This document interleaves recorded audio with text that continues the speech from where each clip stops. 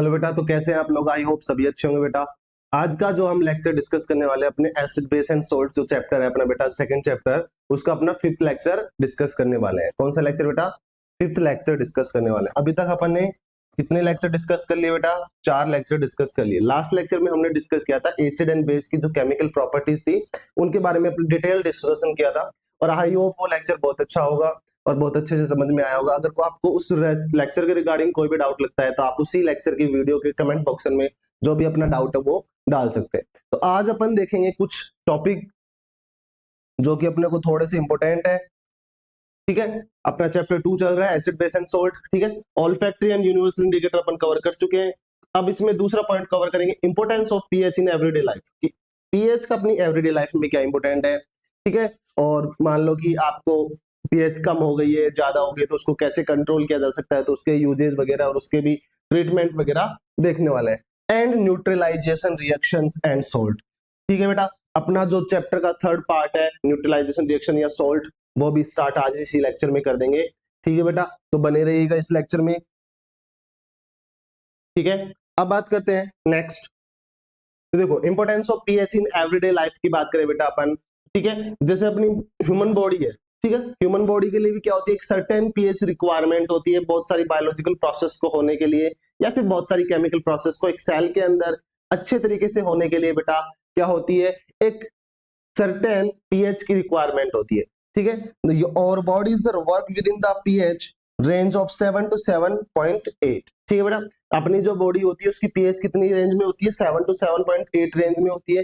इसी रेंज में अगर पीएच बॉडी के अंदर अपनी पीएच रहेगी, ठीक है, बॉडी में अपनी पीएच रहेगी, तो सारे जो हार्मोन्स मान लो या फिर अपने जो भी कैटलिस्ट वगैरह मान लो, जो बॉडी के अंदर वर्किंग प्रोसेस है, फिर बायोलॉजिकल प्रोसेस होती हैं जिनसे अपने को ड्यूरिंग प्रोसेस अपने को क्या मिलती है, एनर्जी मिलती है, वो सारी रिएक्शंस क्या हो पाएंगे, अच्छे से कंप्लीट है हो पाएंगे। अगर पीएच इम्बैलेंस होती है तो अपने अंदर जो अपने इस बॉडी के अंदर होने वाली बहुत सारी बायोलॉजिकल प्रोसेस है वो क्या हो जाएंगी, रुक जाएंगे बेटा। ठीक है, इसलिए बॉडी की पीएच का मेंटेन होना जरूरी है। उसी तरीके से बेटा दूसरा एसिड रेन। एसिड रेन में क्या होता है बेटा, अपनी जब पीएच जो है, वाटर की जो पीएच है, बारिश का जो पानी, उसकी पीएच किससे कम चली जाए, 5.6 से क्या हो जाए, कम हो जाए, 5.6 से कम हो जाए। ऐसा क्यों होता है बेटा?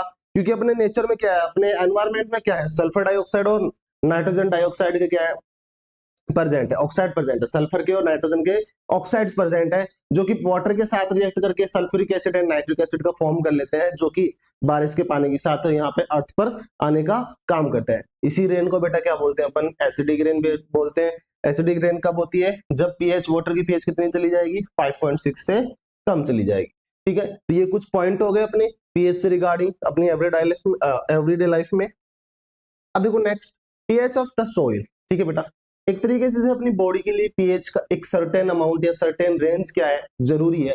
उसी तरीके से एक सॉइल के लिए अच्छी प्रोडक्शन के लिए बेटा पीएच का एक रेंज में होना जरूरी है। अगर पीएच इम्बैलेंस होगी, ज्यादा होगी, कम होगी, तो बेटा जो प्रोडक्शन की ग्रोथ अपने को मिलने वाला था, जो प्रोडक्शन अपने को मिलने वाला था, या प्लांट की जो ग्रोथ अपने को मिलने वाली थी, वो नहीं मिल पाएगी। ठीक है, तो इसलिए पीएच बैलेंस करना पड़ता है सॉइल में भी, ताकि एक अच्छा प्रोडक्शन अपने को देखने को मिले। जो क्रॉप अपने वहां पे हार्वेस्ट की है, बोई है, वो अपने को क्या मिल सके बेटा, उसका प्रोडक्शन अच्छा से अच्छा मिल सके। तो plants require a specific pH range for their the healthy growth. ठीक है, यहाँ पे बताया भी गया है कि एक जो पीएच जो होती है प्लांट्स की ग्रोथ के लिए क्या होती है, हाईली रिकमेंडेड होती है, ताकि उनकी ग्रोथ क्या हो सके, अच्छी हो सके। To find out the pH we should the collect the soil from the various places and check the pH.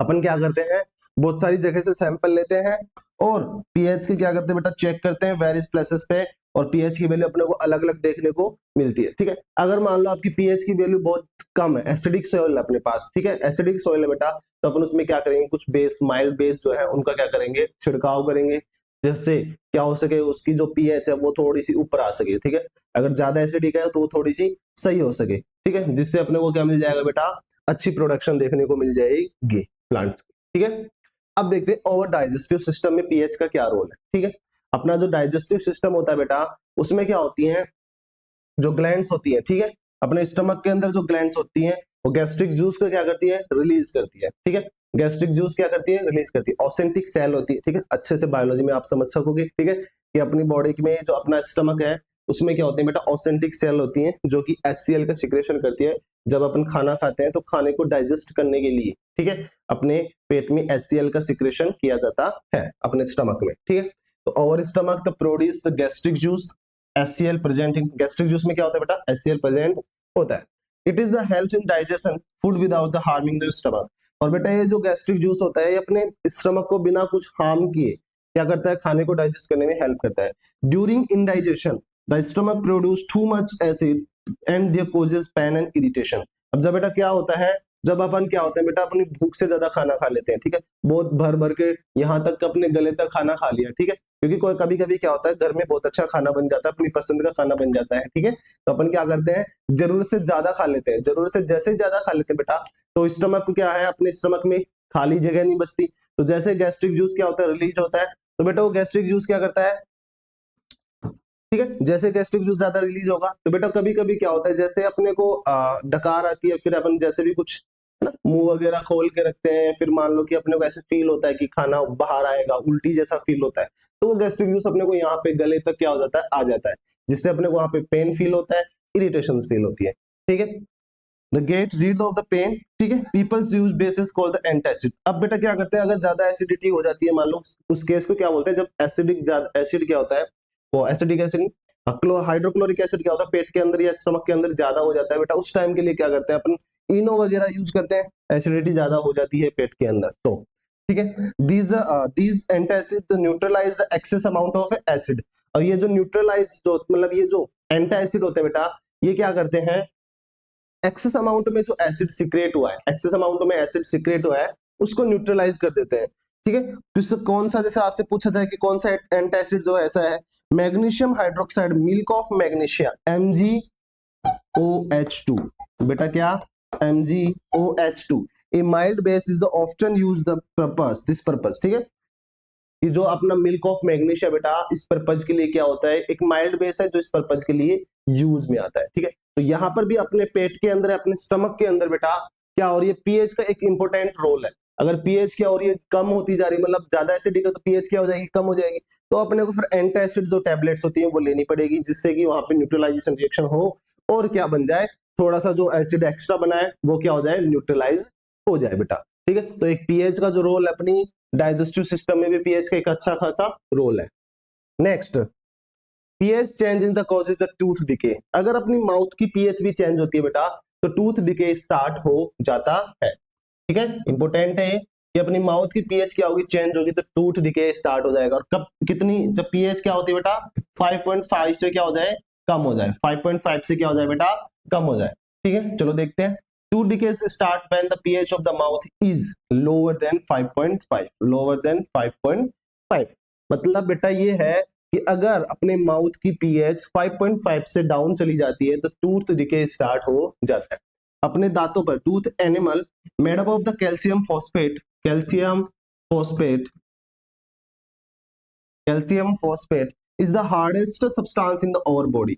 मतलब जो बेटा अपने दांत जो होते हैं उनके ऊपर जो व्हाइट कवरिंग होती है, एनिमल जो कवरिंग होती है वो कैल्शियम फॉस्फेट से बना होता है जो कि हार्डेस्ट सब्सटेंस अपनी बॉडी का, ठीक है बेटा। It does not dissolve in water, ये आसानी से किसी में नहीं घुलता, पानी में नहीं घुलता, but is the corrode when the pH the mouth is below 5.5। लेकिन ये जो इनेमल है बेटा ये पानी के साथ डिसॉल्व नहीं होता, लेकिन जब अपनी माउथ की पीएच 5.5 से क्या होती है, लेस और होती है, तो अपने ये इसका डिके होना स्टार्ट हो जाता है, मतलब ये टूटना शुरू कर देता है। Bacteria present in the mouth produce the acid by the digression of sugar and food particles remaining in the mouth after eating.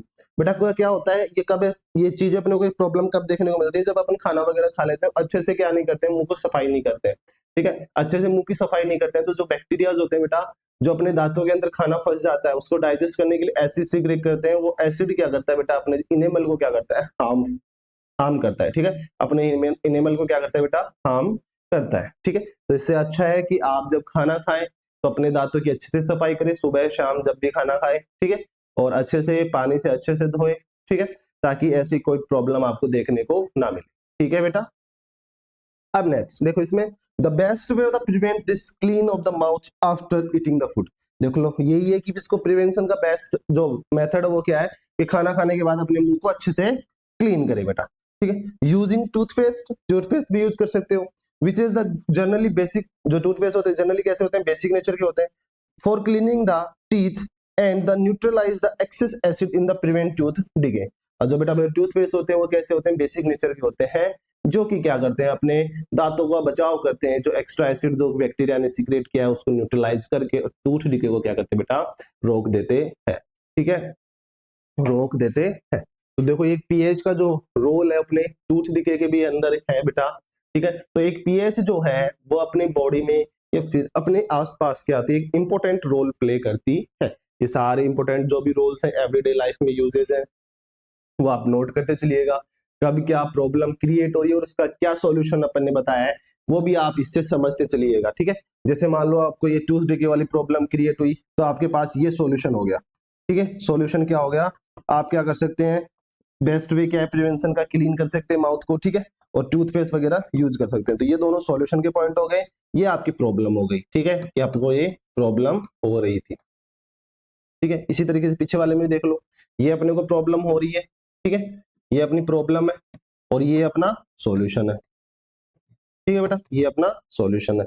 तो इस तरीके से आपको पता होना चाहिए, क्वेश्चन ऐसे ही बनते हैं कि जो प्रॉब्लम उसका क्या सॉल्यूशन आप बता सकते हो। ठीक है, अब देखो next, chemically warfare in nature. ठीक है, अब बेटा ऐसा होता है कभी कभी कुछ जो इंसेक्ट्स मान लो या फिर कुछ प्लांट जो होते हैं उनके पास एक नेचुरली पावर होती है अपने आप को क्या करने की, प्रोटेक्ट करने की। ठीक है, जैसे कि बहुत सारी जैसे बीज हो गई, नेटिंग हो गया। ठीक है ना, तो ये क्या होता है बेटा, इनके पास क्या होता है, अच्छा खासा डंक होता है आपको काटने के लिए। ठीक है, जैसे मान लो कि बीज होती है, जो मधुमक्खियां होती हैं, कभी कभी आप लोग मान लो उसके छेड़ देते हैं। जैसे मान लो वो बैठी है कहीं पे पानी पे, टैप पे बैठी है या फिर कहीं उसका छत्ता है तो उसके पास आसपास बैठी है, तो आप क्या करते हो, हनी बी जो होती है उसको छेड़ देते हो। तो वह क्या करती है, अपने बचाव के लिए क्या करती है बेटा, आपको काट लेती है। अब होता क्या है बेटा, उसके स्टिंग में प्रेजेंट होता है, स्टिंग में क्या प्रेजेंट होता है, फॉर्मिक एसिड प्रेजेंट होता है, जो कि अपनी बॉडी में इंजेक्ट कर दिया जाता है ड्यूरिंग स्टिंग और ड्यूरिंग बाइटिंग। ठीक है, जैसे ही मधुमक्खी क्या करेगी, अपने को काटेगी, उसके स्टिंग जो होता है उसके डंक से क्या होता है बेटा, फॉर्मिक एसिड अपनी बॉडी के अंदर क्या कर दिया जाता है, इंजेक्ट कर दिया जाता है, जिससे क्या होता है बेटा, अपने जहां पर भी उसने काटा है वहां पे इरिटेशन से स्टार्ट हो जाते हैं और स्वेलिंग देखने को मिल सकती है, आपको सूजन देखने को मिल सकती है। तो उस टाइम क्या करते हैं बेटा, आप कोई बेस लेते हैं और उसको क्या करते हैं, रगड़ते हैं या मसलते हैं, जिस वजह से क्या होती है, स्वेलिंग कम हो जाती है धीरे धीरे।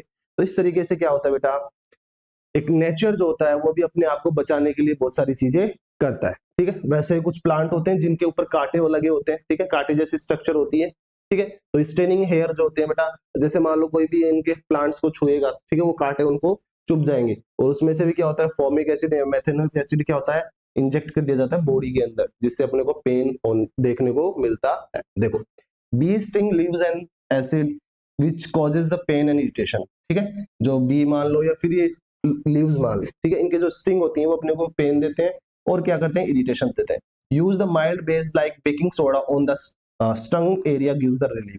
तो बेकिंग सोडा होता है, अगर उसको अपन उस एरिया पर क्या करेंगे, लगाएंगे या फिर उसकी मालिश करेंगे। ठीक है, जो भी उसको क्या करेंगे अपन यूज करेंगे, तो क्या होगा बेटा, जहां पर भी अपने को जैसे मधुमक्खी ने कट किया, जहां पर अपन बेकिंग सोडा यूज करेंगे तो वहां पे अपने को स्वेलिंग कम होने को देखने को मिलेगी और दर्द भी साथ साथ कम हो जाएगा। ठीक है, अपनी सेल्फ डिफेंस के लिए करते हैं बेटा ये। ठीक है, आप लोग इनको छेड़ते हो या अपनी सेल्फ डिफेंस के लिए करते हैं।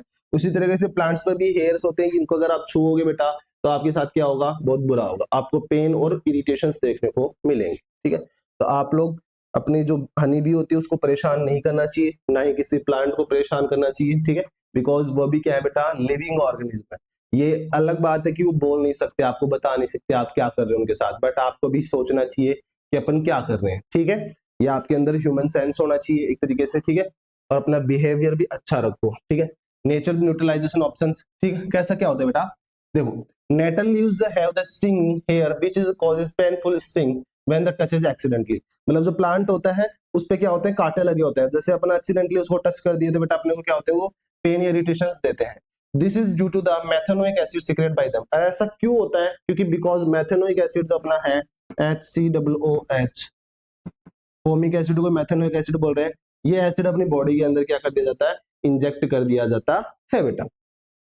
A traditional remedy is the rubbing the area which is the leaf is the dog plant।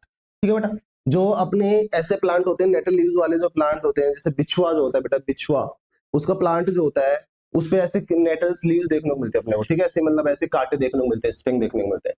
तो उसको क्या करते हैं बेटा, उसको सही करने के लिए एक रेमेडी करते हैं, जो कि अपना डॉग प्लांट होता है, ठीक है।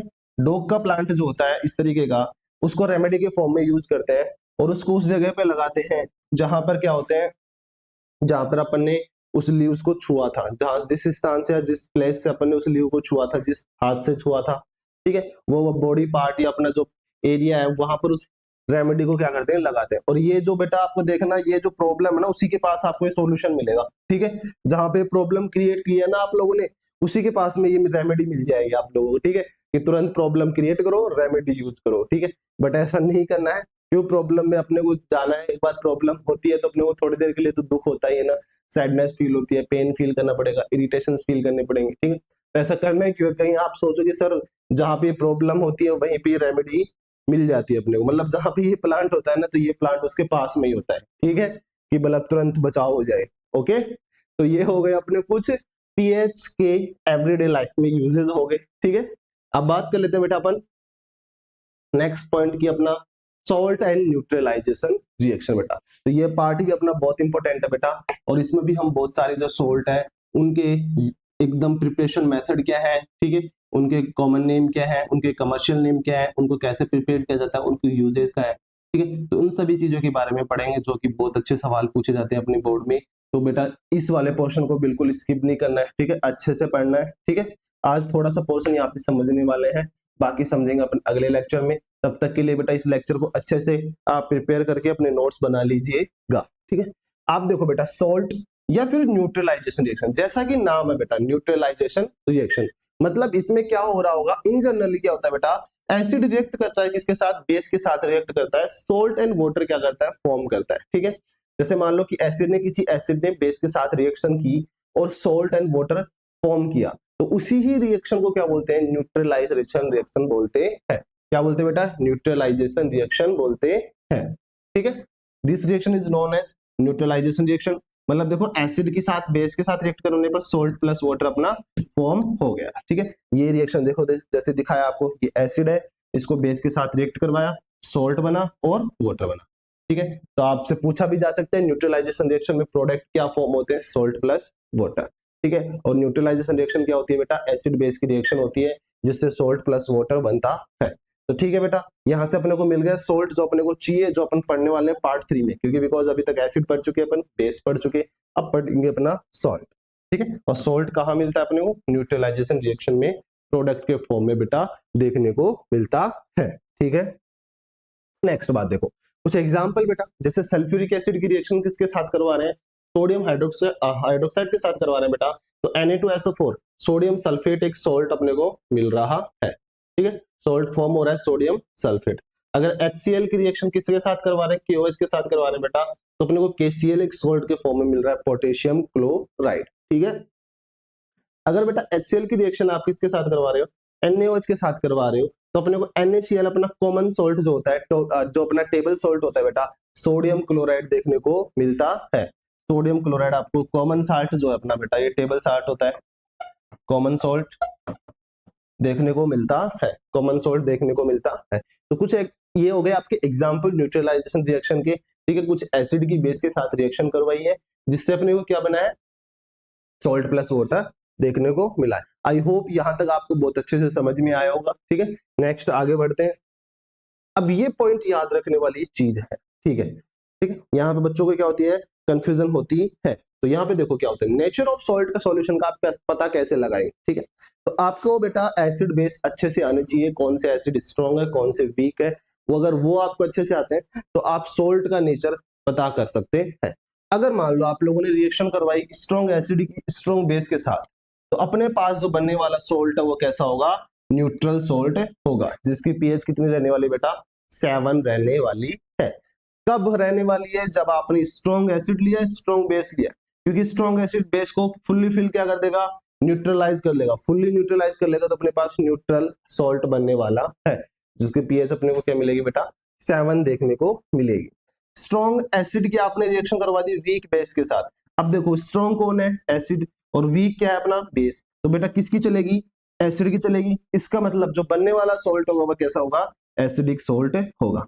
मतलब यहाँ पे दो इंसान मान के चलो, ठीक है, एक स्ट्रॉन्ग है एक वीक है, ठीक है। दोनों में अगर मान लो झगड़ा होता है तो जीतेगा कौन बेटा, एसिड वाला ही जीतेगा, मतलब ये अपना स्ट्रॉन्ग वाला इंसान ही जीतेगा। तो इसी तरीके से अगर स्ट्रॉन्ग एसिड और वीक बेस के बीच में रिएक्शन करवाई जाती है बेटा, तो बनने वाला अपना क्या होता है, एसिडिक सॉल्ट होता है। ठीक है, मतलब नेचर कैसा होगा सॉल्ट का, एसिडिक होगा, बिकॉज यहाँ पे जो पावरफुल है वो कौन है, एसिड है, क्योंकि एसिड के यहाँ पे स्ट्रॉन्ग एसिड लिया गया है। तो पीएच क्या होगी अपनी, लेस देन 7 देखने को मिलेगी। ठीक है, अगर मान लो अगर आपने एसिड को तो वीक ले लिया और बेस को स्ट्रॉन्ग ले लिया, अब किसकी चलेगी बेटा, बेस की चलेगी। इसका मतलब बनने वाला जो सोल्ट होगा कैसे नेचर का होगा, बेसिक नेचर का होगा।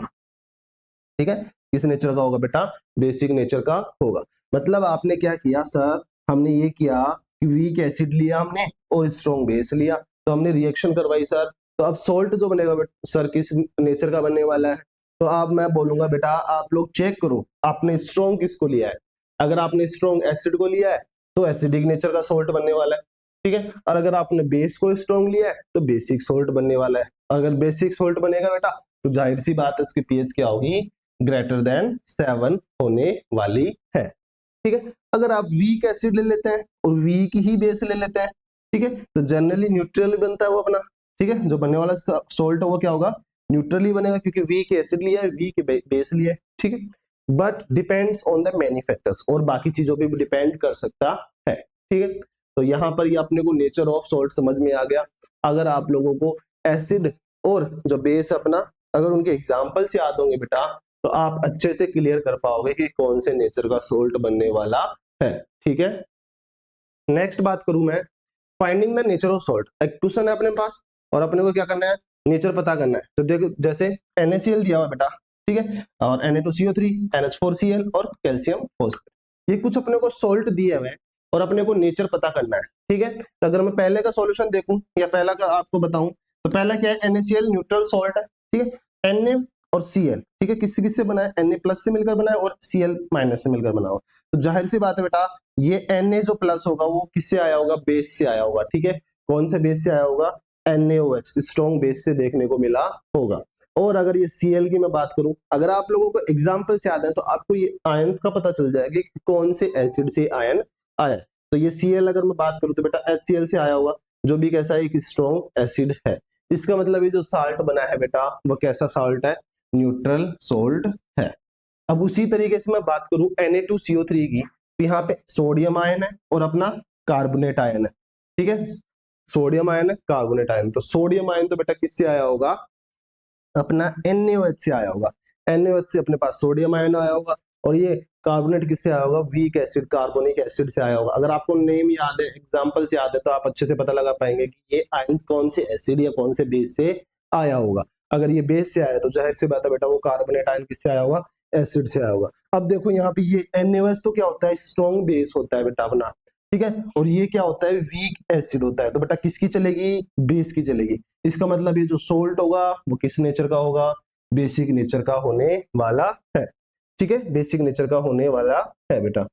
ठीक है, किस नेचर का होने वाला है, बेसिक नेचर का होने वाला है। तो बेटा ये दो मैंने आप लोगों को बता दिए, बाकी ये दोनों आप लोग अब मेरे को कमेंट बॉक्स में बताएंगे और अपनी नोटबुक के अंदर सोल्व करने का ट्राई करेंगे, और मेरे को कमेंट बॉक्स में जरूर बताएंगे सर इनके लिए ये एसिड और ये बेस और ये स्ट्रॉन्ग ये वीक। ठीक है, जो भी आप लोगों को इनसे निकाल पाओगे वो।